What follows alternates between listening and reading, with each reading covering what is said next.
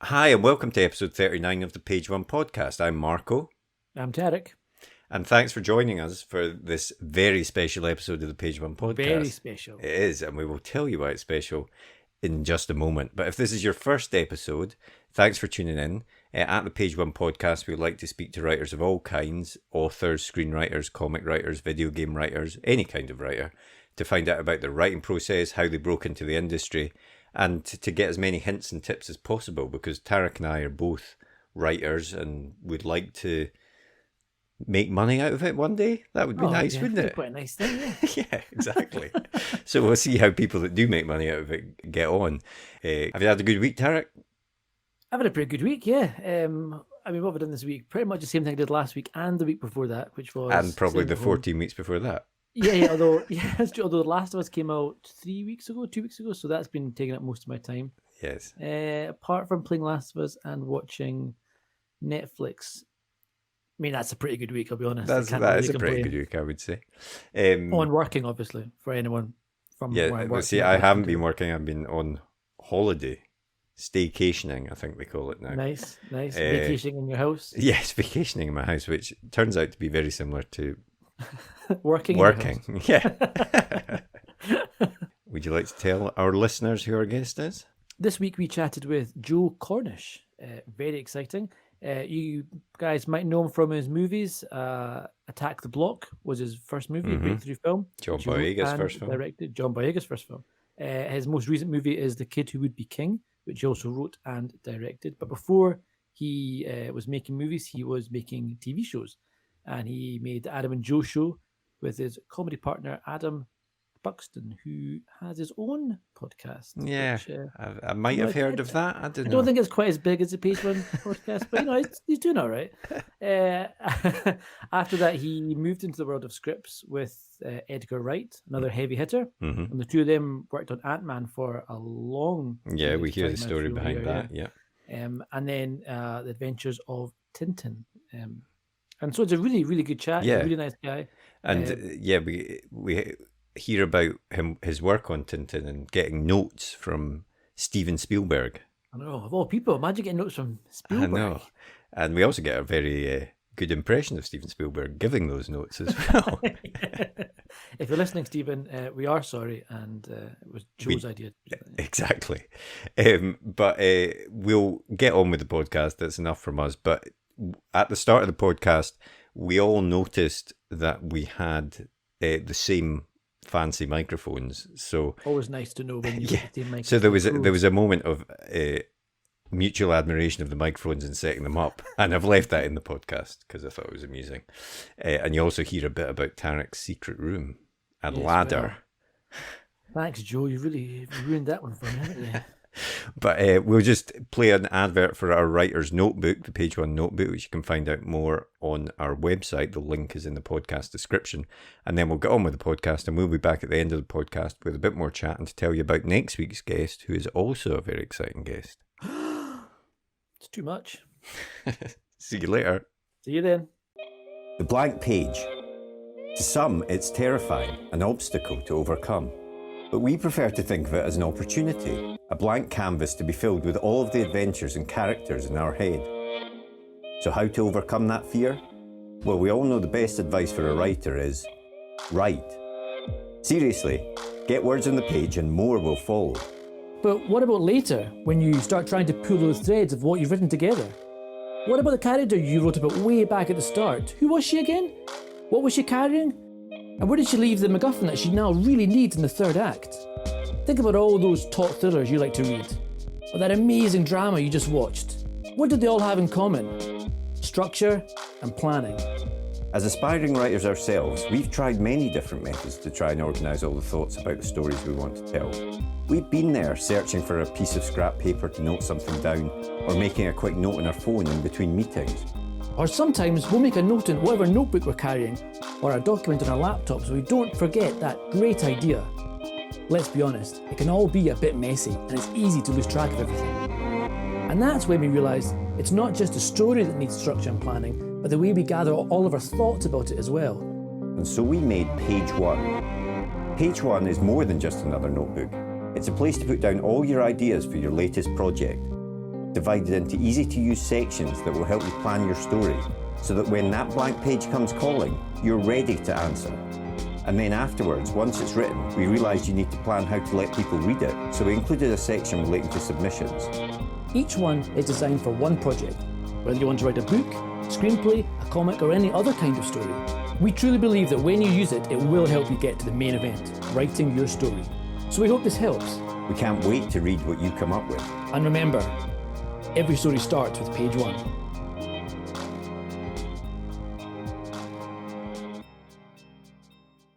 Is it sounding okay? It sounds fine. So I think that'll be we've all absolutely got the fine. same high-end microphone as well, which is always nice to hear. We're the same as the pros, Marco. That's good. And yeah, you've got it there, Marco. You've got it on the... Because I'm never sure I've got it on the right thing. Oh yeah, I've got it on cardioid, which is meant to be... I think it's second from the right. Yeah, it? the sort of Marco, little... I don't think you do you? Oh, do I not have a change? No, it is. It's the little heart one, the little upside down heart. Yours is Circle with a mirror image. Yeah, I think And so. what have you got your volume on? My volume is at... About 12 noon. It's at the A, my volume. You're at about 10 to 5 to 12. Yeah. All right, this is good. This is more technically depth than any other podcast I've ever done. Find that very hard. It's only going to go downhill from here. Behind you to your right. Oh, that's a Blade Runner. Oh yeah. This is my little Zen space here. Very good. Study. Where does that ladder go? Who knows? Yeah. I've not tried climbing it yet. I'm too scared. So you first broke in with the Adam and Joe show, was the first big break that you had. But did you always have an ambition to write and progress to working behind the camera as well? I did, yes. I went to film school after I left school to Bournemouth. It was called Bournemouth and Poole College of Art and Design back then. It's called something else now. Mm-hmm. So I went there when I was 18, and then I got a very prestigious job in Tower Records in Piccadilly Circus behind the video counter for a few years. And then I worked as a runner in production companies in London's racy West End. And then I got very frustrated because I felt like even though I was sort of working in film production, I was just a sort of production assistant, and it seemed like a million miles away to being a writer or a director. And you're so busy, you don't really have the time to write. And I felt quite gloomy about ever getting anywhere. And then weirdly, the stuff that I was doing at the weekends with Adam, just messing around, mm-hmm. my comedy partner, Adam Buxton, we would just make silly homemade videos at the weekends. That's something we've been doing since we were about 14 or 15. And it was him sending them to Channel 4 that got us a break on TV. And then that progressed into being the Adam and Joe show, which obviously had various different skits and things on it. I mean, was that... one of the most important comedy programs, I think, ever. I mean, I didn't want to say, but yeah, obviously. Yeah. But for that, were these... how much writing in terms of did you actually script these things out, or was it more you come up with a silly idea and then go and act that out kind of a thing? It would depend what the segment was. Most of them were written though. So we did all sorts of things. We did sort of conventional links, and we did songs and parodies of movies with stuffed toys and pranks and sort of spoofs. Is that the plural of spoof of TV shows? And we'd write them. We would write them, especially if you're going out and shooting on location, mm-hmm. or you're shooting to any sort of schedule, or you're involving another human being that isn't Adam in it. You mm-hmm. want to be prepared and know what you're doing, otherwise it would be a bit of a disaster. So we would write them. Some of them we'd write individually. Some of them we'd write together. And I'd actually been attempting to write screenplays and short stories since I was a kid, really. None of them I ever finished, but I'd enjoyed drawing the posters and then writing maybe the first 28 pages and then running out of steam and what to do. I think that's the same point that most people get to when they're writing something, and then they suddenly think, oh, this is too hard. Yeah. Well, writing stuff in a short form, especially comedy, is quite useful. And so the comedy show we did, the segments would seldom be longer than 3 minutes. And that's quite a good discipline in terms of actually ending something. Mm-hmm. But you would still have a sort of beginning and a middle and an end. You'd have to think of an opening that established the premise, and then you'd have to think of, not that we always succeeded in doing this, but you'd have to try and think of some sort of punch at the end, and then some funny bits in the middle, and to try and sustain interest. So it's not a bad way to do it, actually. And sometimes I think it's actually easier to do it in very, very short form than it is in the form of a short film. I think 20-minute, half an hour short films are actually sometimes harder to do than the much shorter bits. And then how did you go from that into your first full script then? Because was Attack the Block, was that the first script you'd actually written, or was Attack the Block further down the line?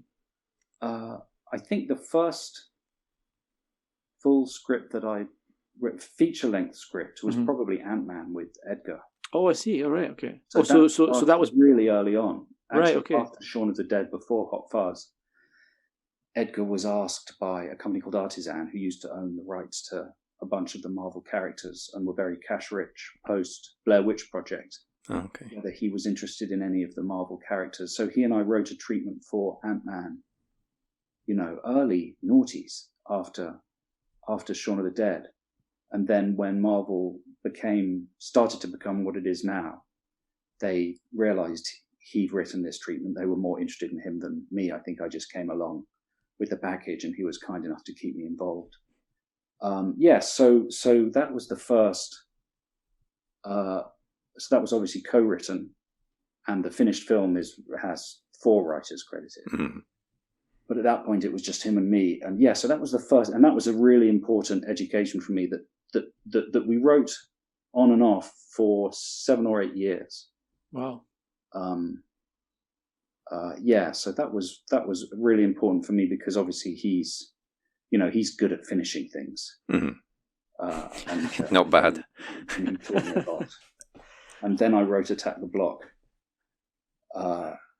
after Ant-Man. So why was it? Actually, Ant-Man continued after Attack the Block, so it was going on that whole period. In fact, I came off Attack the Block and went back to writing Ant-Man with Edgar for a year or a year and a half, until that came to a sudden stop.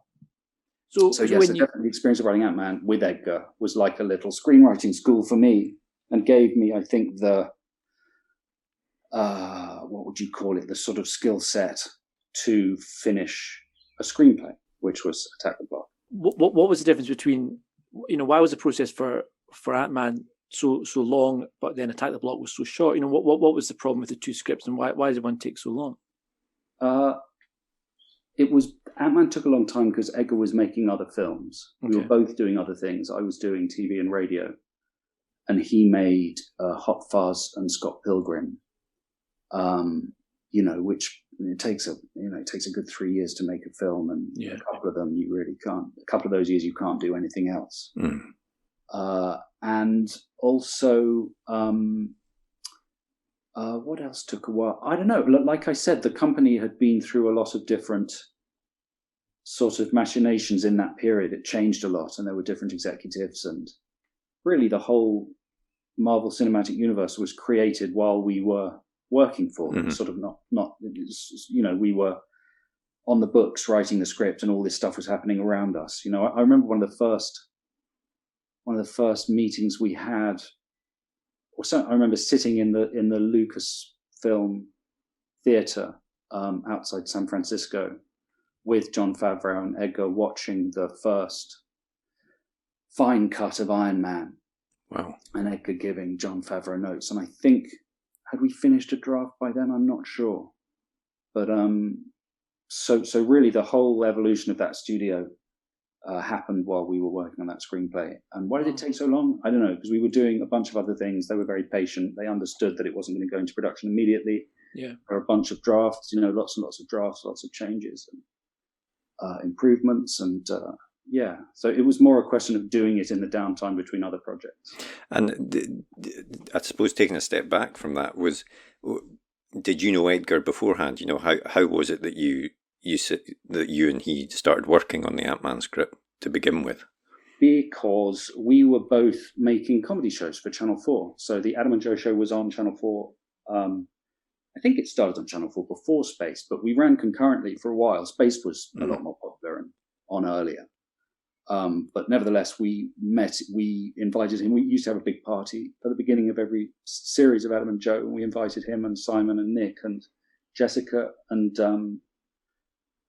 we just knew we had shared sensibilities. And I remember meeting him in a shop in London, what used to be the kind of mecca for movie nerds, a DVD and poster and toy shop called the Cinema Store in St Martin's Lane in London.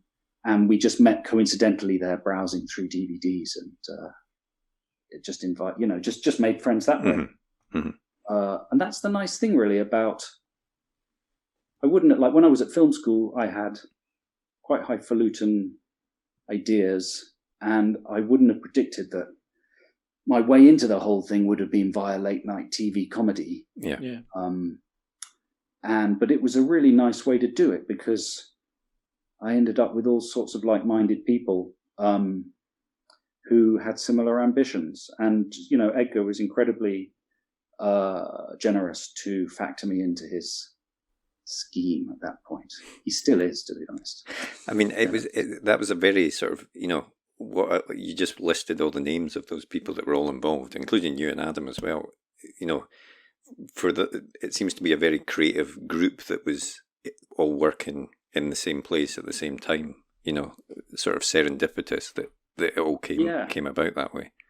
I guess so. We just incredibly lucky to, Adam answered an advert in the NME, the New Musical Express, put in by a Channel 4 commissioning editor who was responsible for religion and belief, looking for people to contribute to a homemade TV show, because this was a time when domestic camcorders were affordable, and that's what that grew out of. So it was just a really kind of jammy series of fortuitous, things happening. But yeah, I guess Channel 4 was maybe a bit different then as well. It was maybe it had broader remits for its commissioners, and it was maybe a bit more imaginative, because of course about the time that the Adam and Joe show finished, Big Brother started, and that was the sort of beginning of the end of Channel 4 of everything, with shows that got about 750,000, a million people watching at 10 or 11. Like at that point, they realized, oh shit, we can have 6 million people watching if we put on balls. Quite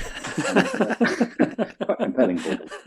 But maybe it's just sort of rose-tinted glasses. But it seemed to me back then they were a bit more adventurous in what they commissioned.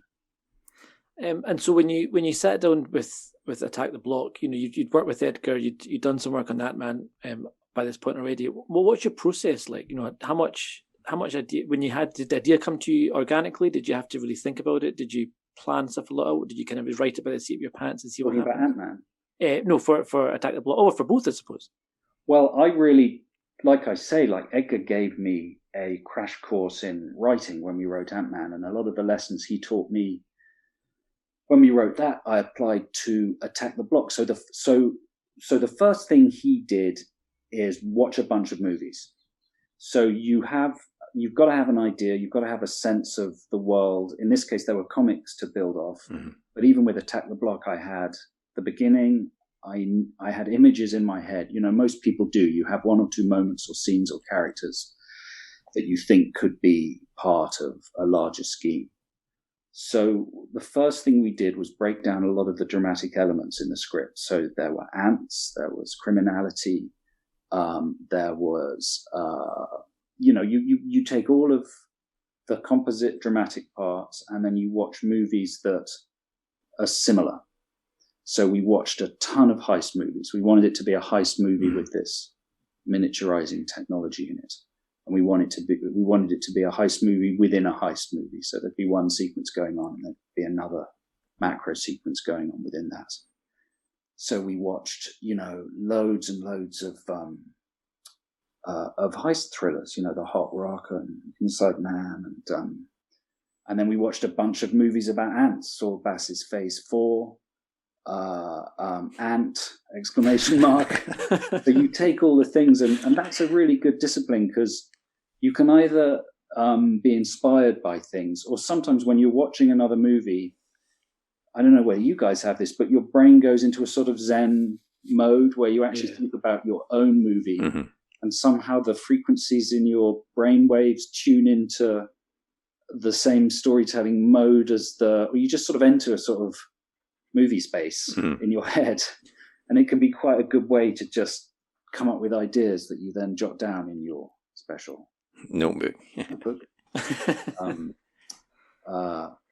So that's really useful. And then it also gives you a sense of the terrain, of what's been done within the terrain, and you can check that you're being novel, and and if it's older, more obscure movies, you might be able to nick something that hasn't been done for a long time. So you do that. Then you just do research. So a bunch of research into ants. We spoke to a lot of actual criminals and thieves and ex-cons, because there was, Scott Lang was an ex-con trying to rebuild. Oh, that must have been quite interesting. Himself. Sorry? That must have been quite interesting research there. It really was. And I know a lot of it actually ended up, Edgar ended up drawing on a lot of the research for Baby Driver. Oh, right. Okay. So, and that was really new to me as well. The idea that in a big sort of escapist fantasy adventure pop culture movie, there might be some use for real research. And apparently, I think Elmore Leonard used to do it a lot. We used to send assistants out and actually record conversations on buses and stuff. So the notion of reality being a resource you can draw on for fantasy is really important as well, because everything, however far-fetched or fantastical it is in narrative, has to relate to reality. People have to, the posters you've got behind you there, Terry, like Alien and Blade Runner, both have, really strong elements of relatable, grounded truth in them.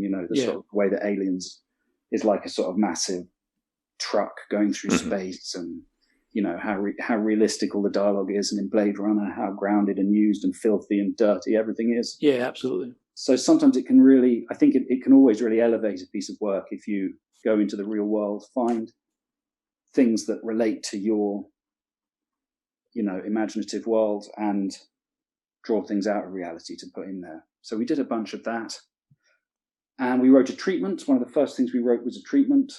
And we tried to I remember Edgar really pushing us to make it as punchily, pithily written as we could, so it was a pleasure to read as well. And so that there was an element of style and flair even in the treatment. And then you just, eventually, you got to actually start writing. So then you start writing.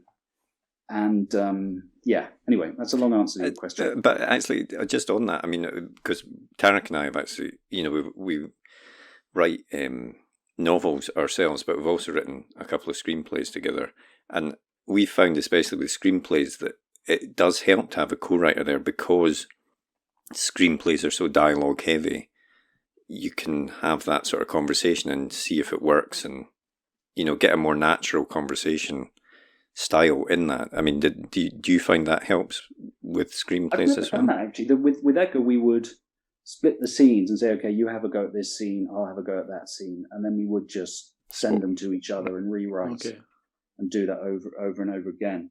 I did, with Attack the Block, I did go and interview a lot of people, and because I knew the story outline, I talked to a lot of people through the scenario and ran a tape recorder, and basically that's where I got a lot of the dialogue.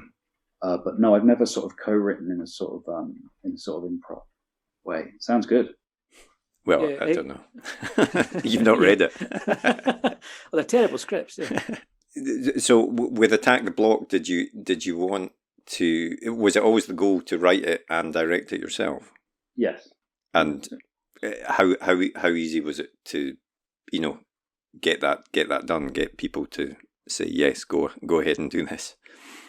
Well, at that point, I had good relationships with Edgar's producer, Nira Park, and also with a producer called Jim Wilson, who just did Waves and did You Were Never Really Here, and works with Jonathan Glazer, who was a friend of a friend, and I just got to know. And I also was really comfortable in Channel 4, just through doing the Adam and Joe show for, I guess it would have been about 10 years. Mm-hmm. When I first walked into that building, I would have felt like a nervous schoolboy. But after doing so much TV, I felt really comfortable there. The other thing that happens that's helpful is the older you get, suddenly the people you're having meetings with aren't quite that much older than you. Yeah. You know what I mean? It's actually a really helpful thing that I didn't anticipate when I was a kid. And I waited a while for Attack the Block. I was probably about 37, 38 when I took the idea to them. Mm-hmm. So by that point, I'm probably the same age or even a tiny bit older than a lot of the people working for Film 4. So I'm less nervous and secretly fucking desperate, which can really make you a painful meeting for people. The whole chemistry going on in one's head, so it's a bit calmer and more confident, and also, so it's a combination of knowing all those people, and also it was a very snappy idea. I had a treatment, I had the premise, I had the catchphrase "Inner City versus Outer Space." I had a lookbook, I had a bunch of concept art a friend had done, and because the nice thing about having done telly is you can prove you've proved you can deliver something, mm-hmm. and that you have the people around you who will support you in doing that. So I think you're less of it was still a massive gamble for them, but you're less of a sort of shot in the dark. And did you, obviously you went to film school, but that was the first feature that you were directing. Did that give you sleepless nights, or was the TV work helpful in sort of grounding you in what you needed to do and stuff like that there? I think so. I definitely had moments where I was like, fucking hell. I'm supposed to be directing a film. And if you listen too much to people's stories, you can get really paranoid and terrified. Mm-hmm. But actually directing is, I'm sure you guys know this, is largely managerial once you've actually done the preparative work. And if you really care, and if you're like me and probably you guys, you've watched enough making of documentaries, read enough books about directors, watched enough movies, it helps to have been on a set. I hadn't really been on proper movie sets that much, actually. I'd been on Edgar's sets for a day or two at a time. But I remember thinking before I started shooting it, I should go and stand on a set and watch how it works. But actually that didn't matter, because I just... it's actually something quite good about that, because all you really care about is getting what you want. And actually the crew and everyone are there to do that, to supply you with what you want. What you've got to learn to do is use the first AD and use the mechanics of production to your benefit, which is something that took me a while. Mm. I was quite rude to the crew because I was just so fixated on what I wanted. But now I think maybe I'm a bit too nice to the crew. In my second film. Need to find that happy balance. A bit more of an arsehole. Yeah. And when you write a script for a film that you're directing, and you know that it's going to be a film that you're directing, does that in any way change the way that you write the script? So that if Tarek and I write a screenplay, some idiot decides I'm going to go and make this, then they take it off and they go and it's kind of almost out of your hands at that point, and then it goes into the director's vision and it starts to get changed and things like that. But when you're writing it for yourself, for your own film, in any way is the process slightly different, because well, if that doesn't work, I can tweak that on the day or anything like that. You can definitely do that. You can that's useful. to be able to rewrite scenes. Like there was a scene in Attack the Block in the elevator, the one where they where Bruce and Sam and the gang all meet up, and there's that line, "What's Ron's weed room? It's a big room full of weed and it's Ron's." That was not good on the page, and I knew it wasn't good. And in the morning, I just took the time while the DOP was setting the lights and got the cast and said, "All right, I don't think this scene's good enough. Help me out." And we all just improv'd a bit and we rewrote it together. Mm-hmm. So it's useful to be able to do that without having to bring a writer onto the set. I've only directed 2 films, both of which I wrote on my own. Mm-hmm. And it's not particularly mysterious, I don't think. Really, you imagine it when you write it, and then you do your best to make it like that.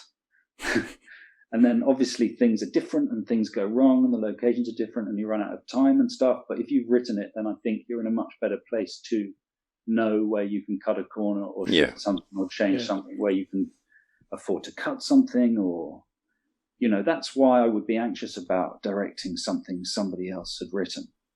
Mm-hmm. Just because when you've written it, you just know every single dot above every single, letter I. You just know every single detail of it, and you know the repercussions if someone asks you to drop this moment. You know that it'll affect a scene in the first act or a scene at the end. So I'd recommend it. Not many people do it though, actually, weirdly. No. Not that many directors. A lot of directors co-write. Not that many actually write and direct everything themselves. Certainly in the world of sort of, bigger budget or action adventure, a lot of dramatic directors do, but there's not many people that are in the business of chases and fights and, genre is what I'm trying to say. And it's funny because I would have thought it's something that, you've made 2 films that you wrote yourself, Attack the Block and The Kid That Would Be King, and you wrote Ant-Man and Tintin for someone else to make. And with those 2, with the Tintin and Ant-Man movies, I would have thought they would almost be more restrictive or harder to write because you're kind of writing to a specific set piece. You've got books or fiction already there. You've got people you're trying to please. Whereas with your own work, is there freedom there that you can write anything? There's no one saying you can't have that character, etc. Well, both of those, Tintin and Ant-Man, were both me as a writing partner to Edgar. Mm-hmm. And I wouldn't have been anywhere near either of those films if it hadn't been for Edgar. Both of them were pre-Attack the Block. I might have, once that film had come out, it would probably have been different. But before that film, really, I was there, courtesy of Edgar. And you're part in movies like that. You're part of a much, much bigger machine. Hmm. In the case of Ant-Man, it turned out that machine couldn't really accommodate the vision of a writer-director. In the case of Tintin, we took over from Stephen Moffat, whose draft was fundamentally too long, brilliant, but too long. Mm-hmm. So they wanted to cut it. And Edgar and I came up with some ideas for doing that. But, Tintin, the draft we delivered of Tintin, the finished film, is very different. It's been... Okay. A lot happened between the draft we delivered and the finished film. So if you're a writer for hire on a big Hollywood movie that's a brand or has, a huge directors like Tintin did, then I think you can expect to be a contributor to a much larger process, and you can't expect the same fidelity to your personal vision of things. It's a completely different ball game when you're writing and directing, but then there are lots of other things that can then come between you and what you envisioned, because it's a massively expensive undertaking. You're asking people to give you vast amounts of money, and things do cease to become, human in a way when that happens. Yeah, and on these sort of bigger films, did you and Edgar get more notes, as you hear from executives or people saying, can you change this, can you change that, etc. In fact, on your own films, does anyone give you any notes, or is it? Oh yeah, you still get notes. Definitely.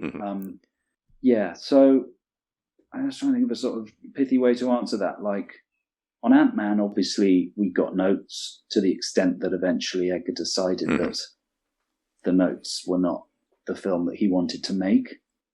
On Tintin, I actually stayed working on it after Edgar went off to make The World's End, I think, or maybe Scott Pilgrim. I can't remember. Scott Pilgrim, maybe. Mm-hmm. And so I was writing it on my own for a bit. And I would send in pages and then go to Amblin and sit across a big desk in a big conference room with just me and Spielberg in the room. And the sledge from the Rosebud sledge from Citizen Kane in a glass case on the wall behind me. Wow. And I would hand him pages and sit there like I was 12 and handing an essay into an essay into a teacher. And I just sat there while he would read the pages. And he would go, "Oh, that's great, Joe. That's really good." And then other times he would go, "Joe, this has gone backwards." And I'd be like, "Oh, God." And sometimes he'd say, characters have to speak in different voices. They have to and then all this stuff. I know, I was trying to do that. I'm sorry, Stephen. So obviously, you get notes, but I guess the pithiest way to answer that is that notes are really important, because when you make a film, you're expecting it to play, if you're lucky, to millions of people all over the world. Mm-hmm. And we all know what we're like when we watch a movie. The vast majority of us sit down, fold our arms, and go, "Come on, fuck up. I'm inviting you to fuck up. Do something I don't believe. Have a character make a stupid choice." Yeah. That's and if a movie gets through 20 minutes without doing that and actually absorbs you, you think, okay, this is really good. That's what's good, right? Mm-hmm. And if the movie gets all the way without doing that, you think, oh, this movie is excellent. But a couple of times, okay, I'll forgive it that because it had this or this. So the whole process of writing a movie is an interrogation of the movie by the viewer. So you have to invite that interrogation as early on. Not early on. You have to do your work in a sealed space, and there has to be a period of the creative process where you don't question yourself too much. Otherwise, you'll never write anything. Mm. Once you feel a certain level of confidence in the work, you have to invite other people to interrogate it, people you trust, because that's from then on. That's all that will happen, and it'll happen on the set. The first AD will come up to you and go, "Surely Terry shouldn't be, coming in." Saying that, because 3 scenes ago he was doing, fuck, he's right. Your world will be inhabited by all these other intelligent, capable brains that will see things from different angles, and you really have to listen and take that on board and adjust to, because it's going to help. It's going to help your film in the long run, because if you're lucky, you'll be it'll be in a theater with a bunch of people doing exactly this, asking exactly the same questions. Mm-hmm. And when you're writing this, and at some point I need to hand these pages into Stephen, or I need to show it to somebody, how do you know when it's ready? How do you know when you say these pages are ready to be handed in now? Well, there's an argument for just giving it in quickly, mm-hmm. especially if it's a movie like Tintin, where it was already in production when Edgar and I joined. Mm-hmm. So the best thing to do is to turn over the pages fast and not kill yourself, because fundamentally, if you're any good, they'll be all right. Do you know what I mean? Yeah. But on that film, to a large extent, I couldn't quite, probably like the rest of the world, couldn't quite believe I was there doing it. So you just do your best, and if it's not good enough, you'll move on, and if you stick around, then hooray, Yeah. I mean, just on that point of, what did it feel like being in that room with Spielberg? Someone whose films you grew up admiring and stuff, and suddenly you're in the room with Spielberg and Rosebud on the wall and stuff like that. Well, it was very exciting, but that was quite a long way into the process. So I got over that initial thing, and but it's not that useful actually. That it's exciting when you come away from it, when you get back to your hotel. But you know, you're there to do a job. You're not there to be a fan. So one just does the job. But it's nice to be relaxed and personable. But the professional thing to do is to focus on the work and you know, demonstrate your respect for the person by doing your best work. I think. But just to go back to Tarek's point, like, when is a page ready to hand in? I think for me, a really good lesson is you've just got to write. And don't filter yourself too much, because you can always rewrite. That's the free bit. That's the bit that costs nothing. So my philosophy is just get anything down. Like, the worst version of a scene is better than no version of a scene, because there's a version of the scene. And if you write the wrong thing, that's going to help you get to the right thing. So I think it's really important to do research, really important to have a brain full of ideas, even if they don't necessarily pertain directly to the storyline. Like, do all the research, watch all the movies, get your head buzzing with material.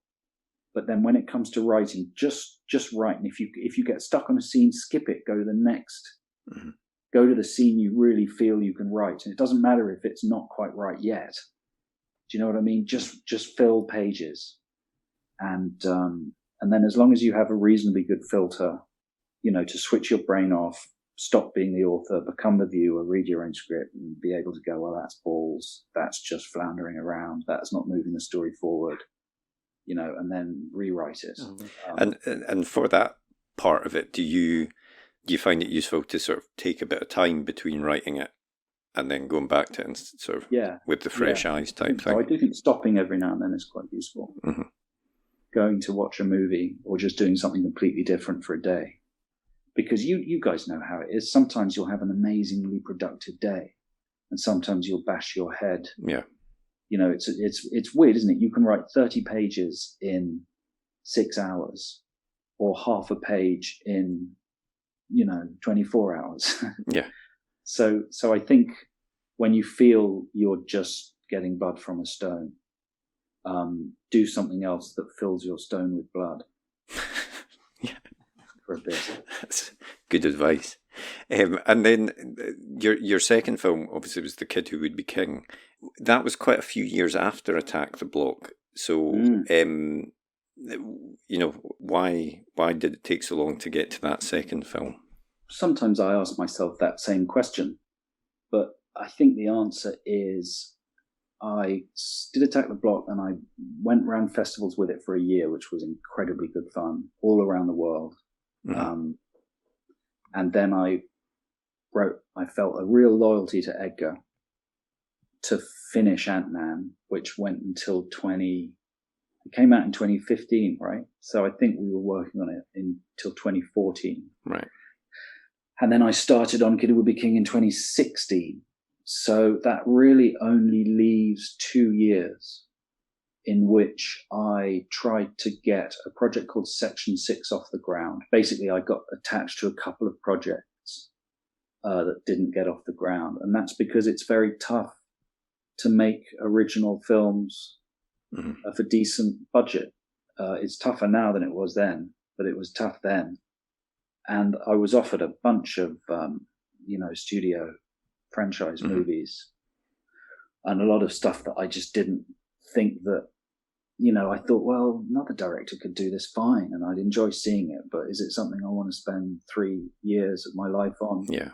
So the projects I did really like were just a bit too, I don't know, just weren't right for the conservative atmosphere of the, and it's quite, but plus I spent a lot of time, I think, learning about the system out there and how it works and the, you know, filtering out the hyperbole, that you know, the truth of it from the hyperbole. Yeah, it's quite exciting. Yeah. It's very easy to get a little bit dizzy and what's the right word? Like it's very easy to have your sort of illusions encouraged. out there, and there are lots of people that go to Hollywood and 5 or 6 years later they feel like they're about to make something. Mm-hmm. And 5 or 6 years later, they look at their watches and go, "Fuck, none of this shit's happening." These meetings are really exciting. I'm getting loads of bottles of water. But, I'm going to parties and I'm meeting people and I kind of feel like I'm here, but nothing's happening. Yeah.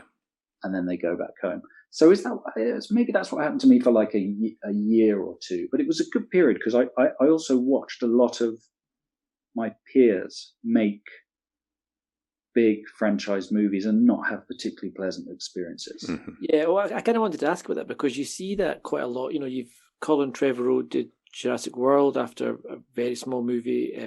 Josh Trank did Fantastic Four, and sometimes they're success stories, and often they're obviously very kind of troubled shoots, or they're difficult shoots, and it's a lot of responsibility for someone who's maybe not done a massive film. And so I think there's a lot to be said about not rushing into something too massive, and you've, I guess, not maybe had enough experience, perhaps. So I don't think there's anything necessarily wrong in taking time and choosing the next project properly. No, I think you're right, and it's just different strokes for different folks. Some directors take a lot of time between projects, some really churn them out, some have spates where they do a bunch and then have longers. It's not, I don't think you can really expect somebody to make a film every X number of years, because the way to do that is to make films that make shitloads of money. Yeah. And that's how that's when, if you're Tarantino, then fine. Mm-hmm. They guarantee a certain amount of money, but the people that can do that are quite few and far between, and the industry knows that, which is why they rely on all these familiar properties, and audiences become more and more conservative. I mean, we're not the first people in the world to talk about this. It's a conversation that is happening all the time amongst anybody who likes movies. As someone who's a writer-director, I was trying to be a writer-director of bigger movies, and that is, I'd say, actually almost impossible if you're, now. It's really difficult. I read Duncan Jones tweeted, I think last week or something, about something similar, where he was sort of saying that, the problem isn't, you can make small budget movies. You can still find ways to do that, or you can go and direct a franchise or something. But if you're wanting to make your own original, not small budget movie, but not 100 million movie, then that seems to be the difficult place to find money and traction and support for at the moment. That was his view anyway. Yeah, and he made, obviously, Moon, which is an incredible movie. Mm-hmm. Then he made Source Code, where he was a sort of director for hire, but did a brilliant job. But I'm not sure how much he enjoyed that experience, or you'd have to ask him the degree to which he felt that was his movie. And then Warcraft, that was I think a tough experience for him.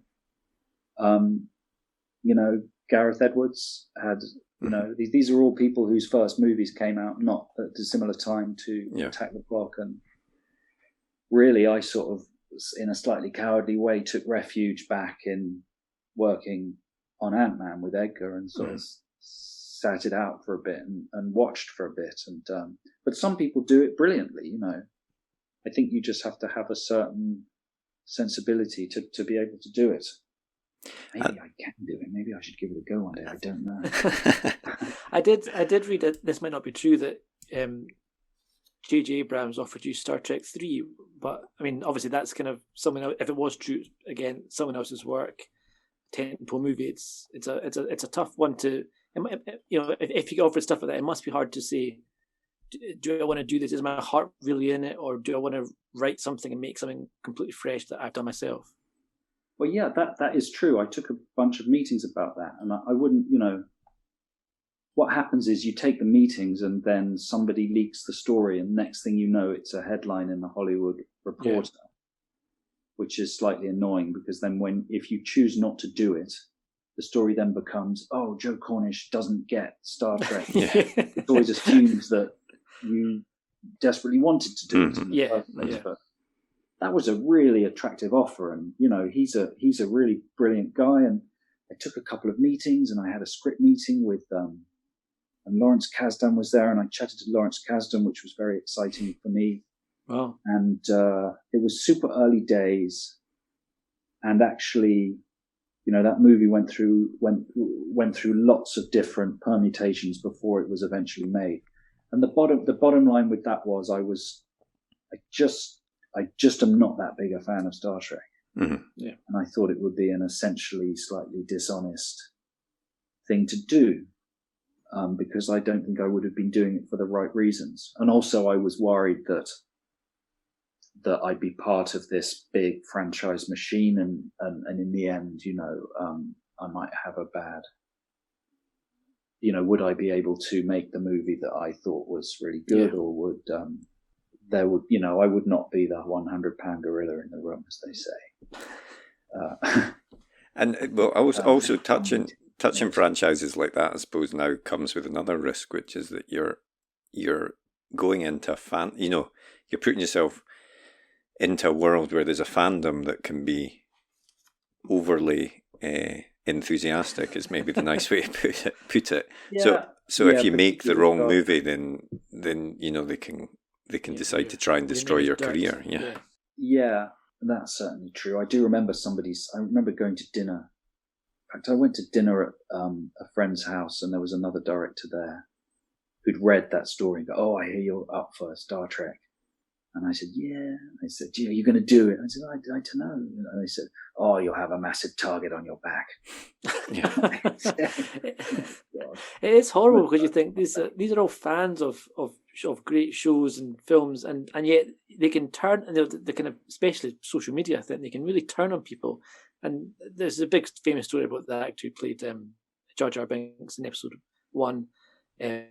And his life was made miserable because of the fans who hated the character, and so took out the anger on him. And it's kind of madness, but it seems to be the world that we do live in at the moment. Yeah, I don't think you can control that, though. No, I think that's right. Yeah, exactly. you just have to do your best. There's no knowing. I had no idea what the response to Attack the Block would be, or Kid Who Would Be King. You just got no idea. You make the best film you can, and then. In fact, I remember when the first episode of the Adam and Joe show went out, and there was the first review came out in Time Out, and it was like pick of the week, and it was this rave review. Just how random that felt, and how that felt like, that could have, people will decide for themselves. There's nothing you can do about that. They will decide for themselves. Yeah. And, you just have to do the best that you can. But the other thing I'd say is, I have to say, I don't find those big franchise movies particularly nourishing, personally, as a movie fan. Like, there are definitely exceptions when they're done beautifully, but more often than not now, as somebody who is relatively mature and was around for the first wave of these movies, who actually experienced the original genesis of these franchises when they were original movies. Yeah. Star Wars was an independent movie, basically, picked up by Fox. It was a sort of anti-Vietnam statement made by a sort of angry indie filmmaker. And now it's a sort of the most monolithic sort of corporate, sales machine there is. It's become the absolute opposite of what it first was. That's so true. Yeah. And I don't know. Oftentimes I watch those movies, and you can really feel clever people sweating to try and do right by something that was made in a completely different way, with a completely different set of intentions. And it's like, well, yeah, the monies must be great, but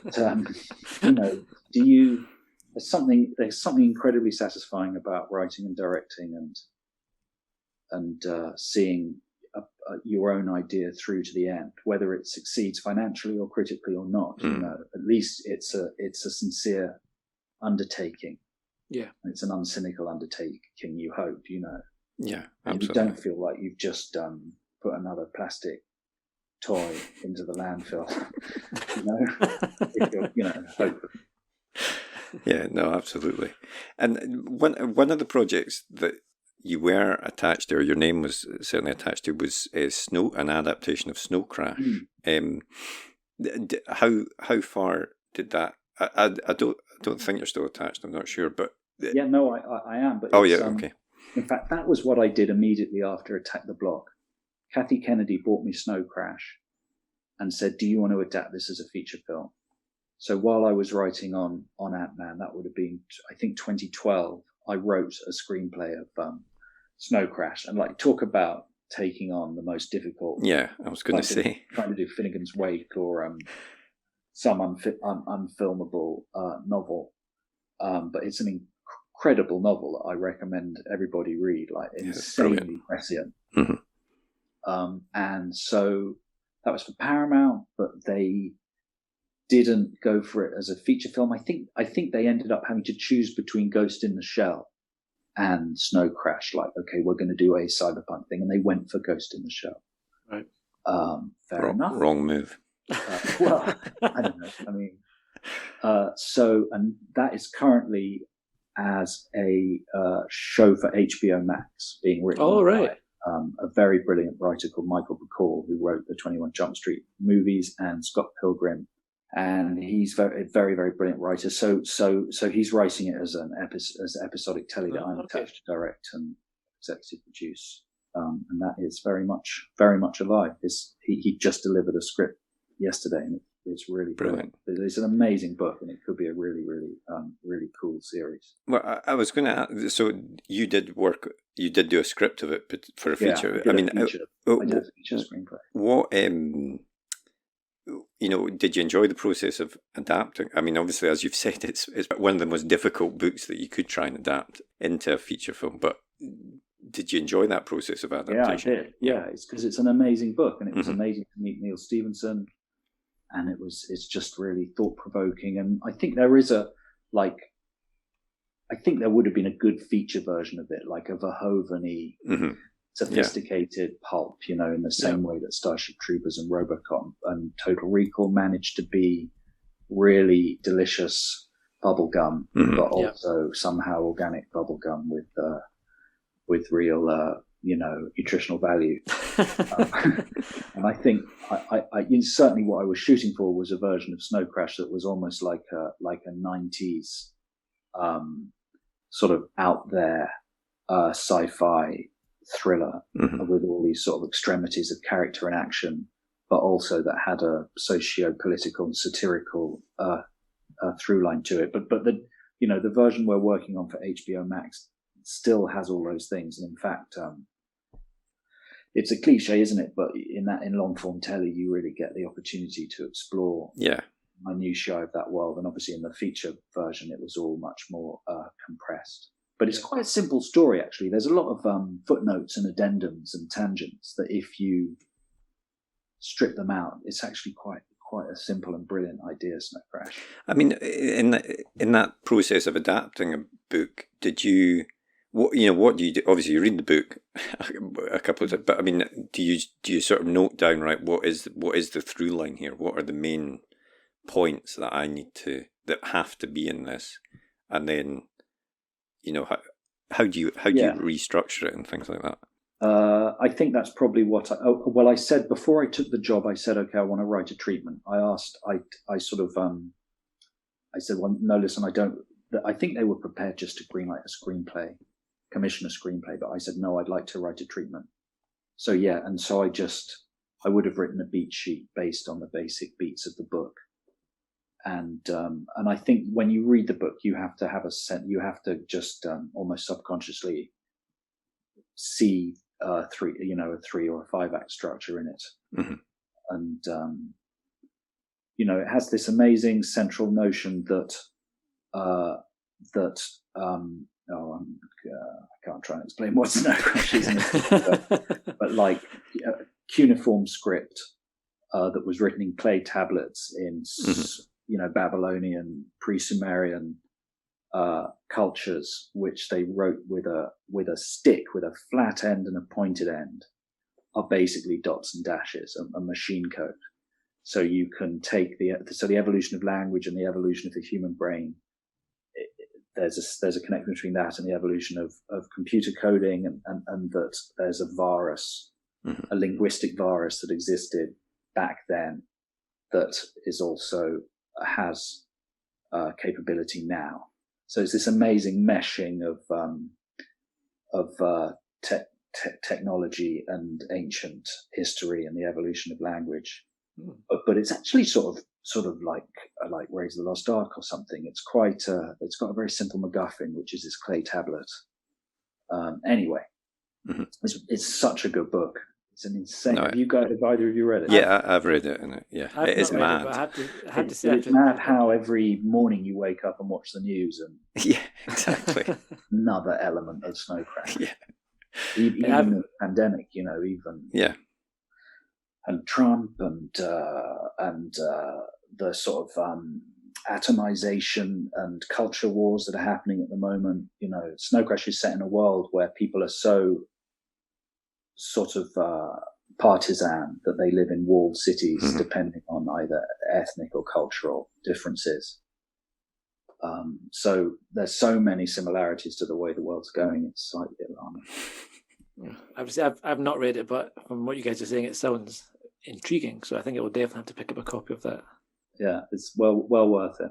And is the show on HBO Max, is that going through? Because I know you've just launched Complete Fiction, which is a production company with yourself and Edgar, Nira Park, who you mentioned as well, and Rachael prior. And is that a show that you're making through that new? It actually isn't, because it dates all the way back to 2012. So that's still with Kennedy Marshall, Kathy Kennedy and Frank Marshall's company, and Paramount TV and HBO Max. Yeah, so that's the one thing I have that isn't to do with Complete Fiction. Because I saw that am I right in saying you're also working on Lockwood Co, which is that's is that something you're going to write yourself as well, or is that? Yeah, well, I've written a couple of episodes of that, and that's based on these really brilliant books by a guy called Jonathan Stroud, and it's about it's set in London, which is plagued by ghosts, but he's figured out this really brilliant taxonomy of ghosts and all these rules and things that really, excuse me, I burped. All these, that's no reflection on the quality of material. And it's London that's infested with ghosts, but he's figured out a really cool way to make it all work, and laws and logic that kind of I've never come across in that sort of supernatural fiction before. And that's a series for Netflix, which I'm going to direct a bunch of and awesome to produce. Excellent. When will that hit Netflix, do you think? Tomorrow morning at 9. And brilliant. Scoop. I'll watch it all tomorrow. Binge on it tomorrow. Great.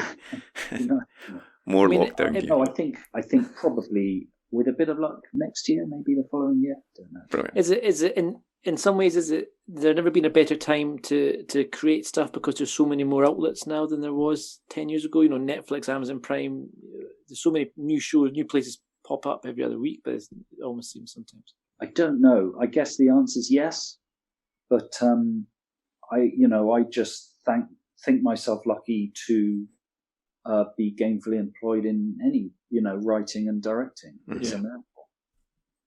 But I guess so. I certainly think right now it's a bit of a godsend, isn't it? Because the cinemas appear to be shut. Yeah, thank God for Netflix. Yeah.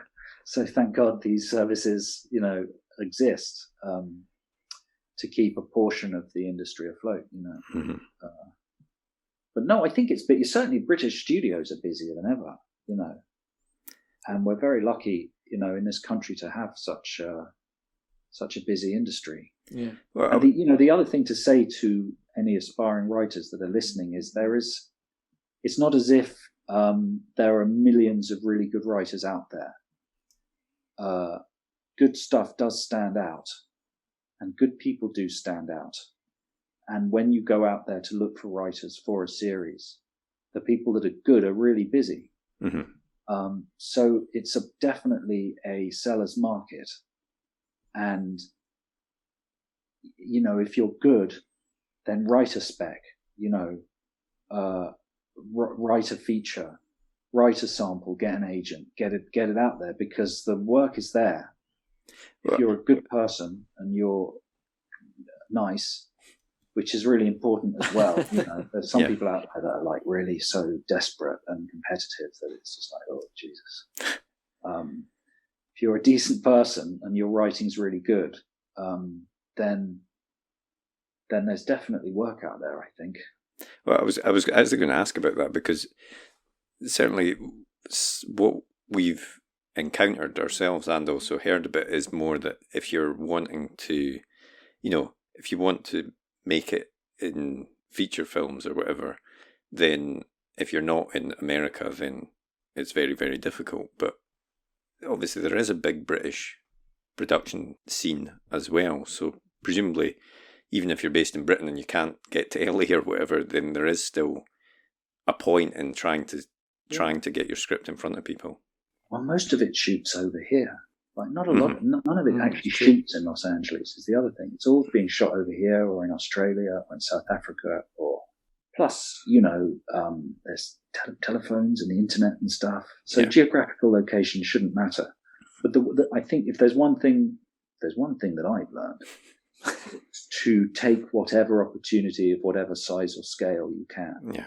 I think I'm repeating myself from something I said earlier. Like when I was at film school, I had very highfalutin ideas that I would go straight into directing feature films. What actually got me there was the absolute inverse, was doing late night soft toy based puppet shows for Channel 4. And I did think for a while, what the fuck am I doing? I'm doing this weird late night show with Adam, and I want to be a film director, but I found ways to exercise those muscles by parodying films, and in a weird roundabout way learned about lighting and learnt about editing, and I wasn't ready to do that. I'm glad I waited till I was 38 to make a Technicolor, because it was hopefully informed by a bunch of experience. So the thing is not to be like I was, a snotty git. And to take any opportunity you can, as long as you're being creative, and as long as you're exercising those muscles, whether it's episodic TV or like comedy's really good because it's provable. People laugh or they don't. Yeah. And if you do stuff that's funny, then no one can argue. Do you know what I mean? Mm-hmm. Yeah. And it's more provable than drama ever is, because Yeah. And competition's always worth doing. We answered number in the paper. Like really, don't expect just to direct a feature. I mean, maybe you will, and that would be brilliant, and it would be great. But in terms of actually being paid to do stuff, anything that pays you to be creative is always worth doing. Mm-hmm. And it's the same. I was saying this to Tarek the other day, which is it's funny, but it seems to be. Everyone we've had on the podcast always makes a point of saying, and you have to be professional, you have to be nice, etc. Which do they really? Yeah, they do, and it's something that I would have thought would be a fairly obvious thing to do to do if you're trying to get into an industry and make it there. You have to show that you're professional, but obviously there is, because everyone says it does. There must be a lot of people that don't approach it in that way, which is a bit surprising to me personally, but there you go. Yeah, I guess so. I just think when someone can do it and is really good and delivers on time and listens to notes and makes changes and then is really easygoing, you think, that person's a keeper. Mm-hmm. Yeah. And you do find people like that are quite rare, and when you come across them, you really hang on to them. Mm-hmm. Same with crews. You find a really good first AD, you think, oh, I want to work with this person forever, or a really good DOP, because you're all getting up and going to work together, and you're jumping on the phone when you want to be doing something else, or so it's got to be enjoyable. You can't be carrying all sorts of other baggage. Mm-hmm. Yeah, absolutely. I'm interested that everyone else says that though. Yeah, no, they do. It's something we've commented on as I say. Yeah. I guess I know it because I'm sure I was definitely that. I was definitely that sort of exhausting, desperate person when I was in my early 20s. Oh God, please! I know it's not very good, but oh God, please! Anything, I'll do anything. And the last question I want to ask you was, will you write your own? Will there be a Joe Cornish song to go over the end credits of your next feature film? I think the short answer is no. I think if you wrote some good ones one day, like if I made a sillier film, which it may well come to that. But I'm still holding out that they remake The Quantum of Solace and use my song. Yeah, that would be the best one. Yeah. I mean, it could do. Is there another version of it? I quite like The Quantum of Solace. I think it's got an interesting Bond film. It's the shortest. It's sort of weirdly sort of narrative light and dialogue light, and it's sort of the most. I don't know quite why, but it's ended up almost like an experimental Bond film. Yeah, I know what you mean. Was it the writer's strike? Was it? It feels there was something happened to. Cause I know what you mean. It feels like an odd Bond film. Quite odd and unusual, and it really is quite. I feel like The Living Daylights is like that as well. Yeah, like it's sort of an anomaly, but interesting because of it. But nevertheless, I think you could remake it and use my song. I think that would definitely improve it. When I say you could remake it, I mean you could. Well, that's you've heard it here first, people. This is the.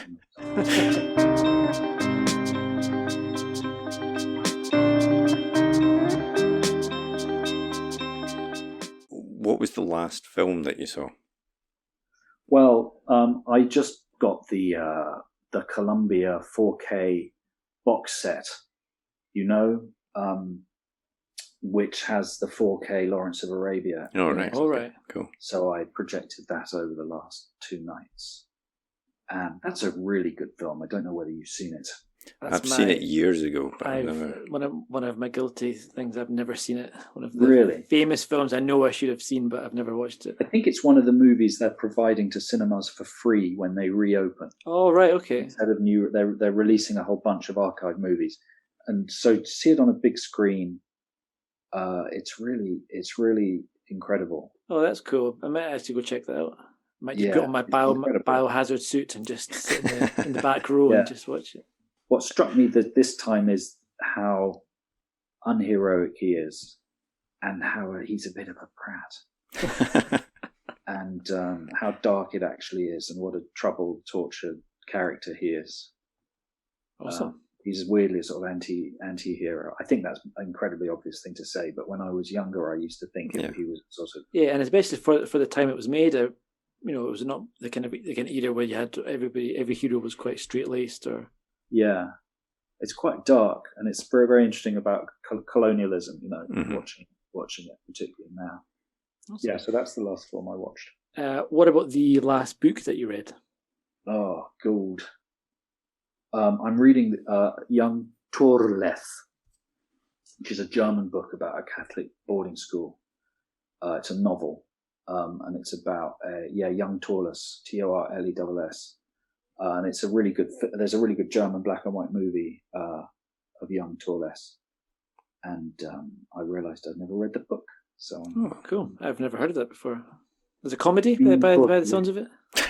Sorry, it's just fun to say in German. Young Torless. It's kind of this bunch of school kids who pick on another boy in this weird sort of sadomasochistic, and they kind of kidnap him and like start regularly beating him up. It's really good. It's a sort of allegoric, it's like political allegory. It's good, and it's called Jung Torle. And you have to say it that way. Yeah, sounds like a light-hearted romp. It is a light-hearted romp. The other fun film title to say is Fanny och Alexandre. Yeah? Bergman's Fanny and Alexander. Say that in the original Swedish. I'm not sure that's quite how to say it. That's a fun way to say it, yeah. And what is the last TV series that you have watched or are watching? I just watched, Escape. Now, what's it called? The Ben Stiller Escape to Dannemora? Oh, it's Escape from Dannemora. Is it from, though? I don't think it is. I thought it was. It's on, Escape on, or Escape in, or Escape to. The middle word's something you wouldn't have on my phone. I watched that. I really liked it. That was brilliant. Yeah, that's definitely, it's on my to watch list, but I haven't made it there really yet. Good. I just had a big conversation with Adam Buxton about it because he didn't think it was Escape at Dannemora. Escape at. Okay. Dannemora. He thought it was morally reprehensible. Glamorizing mass murderers. Oh, okay. What does he know? What does he know about mass murder? Exactly. More than you'd think, maybe. Skeletons in his closet by the very sounds of it, I think. Yeah.